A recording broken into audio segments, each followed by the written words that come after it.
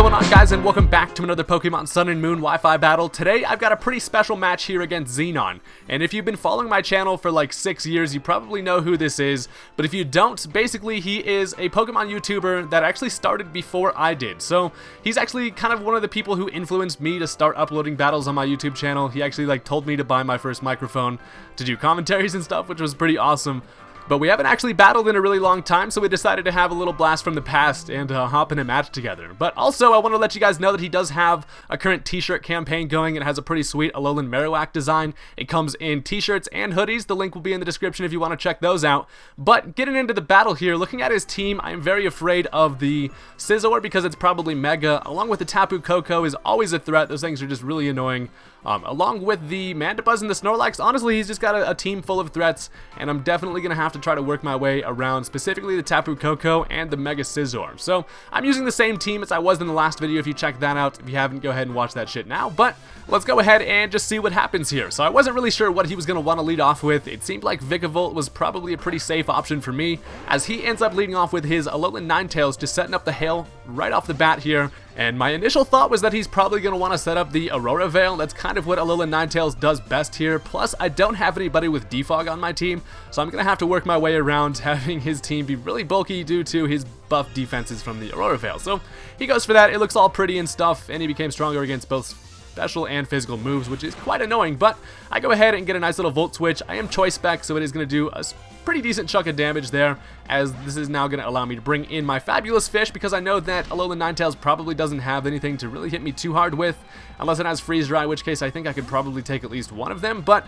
I can hit hard with a physical attack here, as I'm just going to go for a Waterfall, as he's going to switch directly into the Mandibuzz. I should have gone for the Psychic Fangs against the Ninetales if I wanted max damage, but as soon as I saw that he had a Mandibuzz on his team, I just decided I had to go for Waterfall, as that actually activates his weak armor, and his nickname on this thing is Not the Old Set, which I'm kind of afraid of, because after seeing the weak armor, this thing's probably going to be crazy offensive and pull out some weird shit, so I don't really know what to expect. All I know is Bruxish really does not have any business staying in here, as I'm just going to switch into my Muck. I kind of just expected the foul play, but he's just going to go directly for a Z-Power, and I wasn't really sure what he was going to want to go for here, and it turns out that he actually is going to go ahead and boost his attack 2 times as he goes for the Z-Mirror move, which is insane. So now this thing has some speed, and it has some pretty extreme offensive power, so Muck is not looking too damn good here. I know I could probably take at least one Brave Bird from this thing and try to hit it with a poison move and potentially get a poison or something like that. Keep in mind, the Aurora Veil is still active, so he has a boost in attack, speed, and defenses. So he actually busts out the Bone Rush here, which I was really not expecting, so he goes ahead and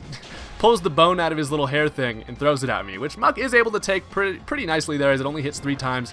And this allows me to go ahead and hit him with a Poison Jab, which really does absolutely nothing, but I do get the Poison Touch, which is pretty decent, and at this point, I'm honestly just going to be stoked if I can get away with only losing 1 Mon against this Mandibuzz. It is actually a really interesting set, and I was like, damn, I really gotta try one of these things out because Mandibuzz is freaking sweet. So he's getting hurt by some hail, some poison, and he also got another speed boost from the weak armor as I hit him with the Poison Jab. So as I was looking at his team, I figured it was probably worthwhile keeping Muck around. Honestly, I have about half HP left, and Play-Doh's pretty damn useful. So I'm gonna go ahead and switch here. I was kind of just expecting another Bone Rush, so I just decided to go directly into my Shiinotic.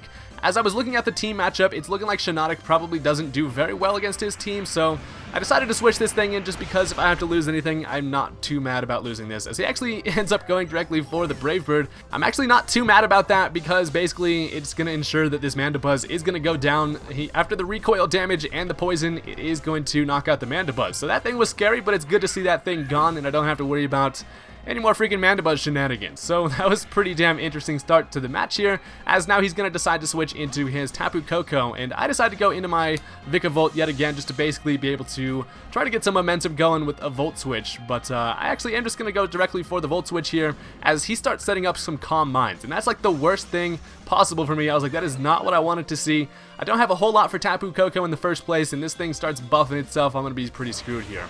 So with the special defense boost and the Aurora Veil, Volt Switch is really going to not do a whole lot, even with the choice specs, as I'm actually just going to switch into my Alakazam, because that is my kind of one answer to stopping this thing going for the Calm Mind. So I am a Mega Alakazam. As you do know, I have been using this thing quite a bit, and I actually do carry Encore on this thing. So I'm going to go ahead, Mega Evolve, bring out some more spoons, ready to fuck up some cereal, and I'm actually just going to go ahead and Encore this thing, lock it into Calm Mind, and potentially be able to scare this thing away with Psyshock. So I go ahead and trace his Electric Surge, doesn't really make a difference, as I'm like, hey, that looked really cool when he did that Calm Mind, go ahead and do that again, and now he's locked into Calm Mind, which is pretty fantastic, as he's just basically going to go for that again, and he does not really want to stay in here. Being stuck in Calm Minds, it's not the best for him. So at this point, I'm just going to go straight for this Psyshock, I believe, because it's pretty much going to be my best option against this. It is going to do physical damage, obviously, if he does decide to stay in, but he is actually going to switch out here, and he decides to go into Nintendo, which is his Snorlax, and I really wish I would have gone for the Focus Blast here, but I actually just am going to go straight for the Psyshock. It does a decent amount of damage, and the Aurora Veil is finally going to wear off, which is fantastic. And here I make a questionable play. I decided to actually stay in here and go for the Focus Blast because I figured it would do a decent amount of damage, and I did not think he was going to carry Crunch. So, judging by how much that Focus Blast did, that is definitely an Assault-vested Snorlax, and a Crunch is going to be able to take out my Alakazam, which is terrible, because looking at this in hindsight, I really should have kept Alakazam alive a lot longer. Basically, he was my fastest Pokemon, and it's a great answer to a lot of his stuff, but I lost that early on.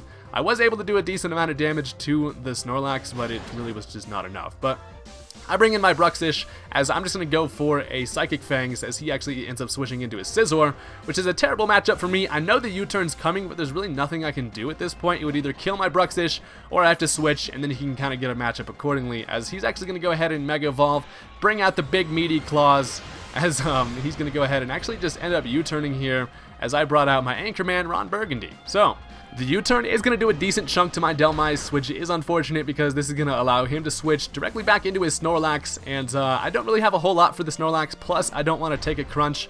I am an Assault-vested, mainly specially defensive Dhelmise, so I don't want to fuck around with that, and I decided to switch into my Slow Jet here because I know I'm honestly relatively bulky, and I can take a Crunch pretty nicely. So he does end up taking a nice bite out of my bug, but it didn't really hurt too bad, so we're still looking pretty solid here. As I'm just going to go straight for the Thunderbolt. I figured with the choice specs, I should be able to knock it out, and Assault Vest Snorlax is definitely not going to be able to live that. Just basically got fried by that T-Bolt, and I got a dead Snorlax there, so that's awesome. But unfortunately, now he's going to bring out the Alolan Ninetales yet again, going to bring back out the Snow Warning, as it's basically inevitable that he's just going to set up the Aurora Veil again, as he does, and that's going to ensure that he's going to have some solid defense for the entirety of the rest of the match here. So that kind of sucks. I actually just decided to stay in and go for another Thunderbolt, thinking it would actually end up taking this thing out, but he actually ends up living it, and that's pretty damn lame because he is faster than me, and I don't want Vikavolt to take a Blizzard here and die, so I actually decided to switch into my Alolan Muck. Knowing how naturally especially defensive this thing is, I kind of just banked on the fact that I was going to be able to take a Blizzard here, so he does go for it, and Play-Doh actually lives it with 16 HP, which is amazing,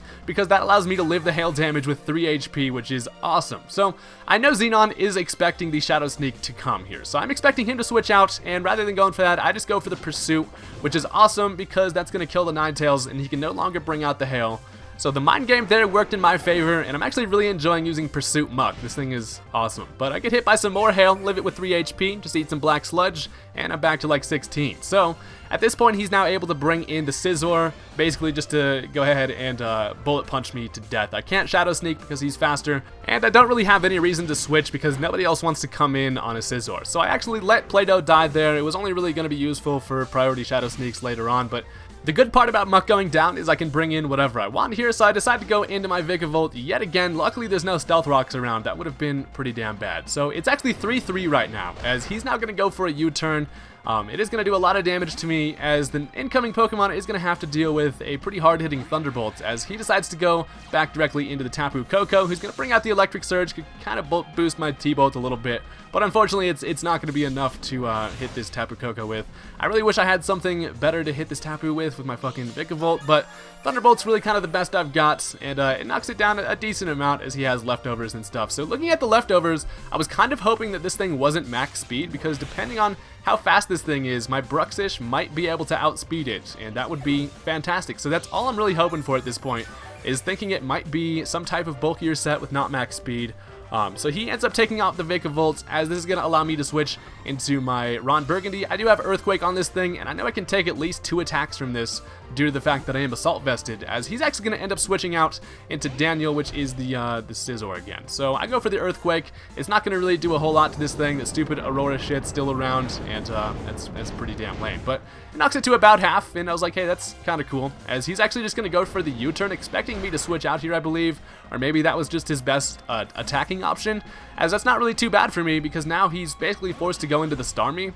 And depending on if he has Ice Beam, I should be able to win this matchup. Even if I think if he did have Ice Beam, I could potentially be able to live it. So I just decided to go for the Earthquake yet again, as the Starmie comes in directly to a shaking ground, probably like, what the fuck did you just send me out to, bro? As the Aurora Veil is going to wear off here. So he actually ends up going for the Scald.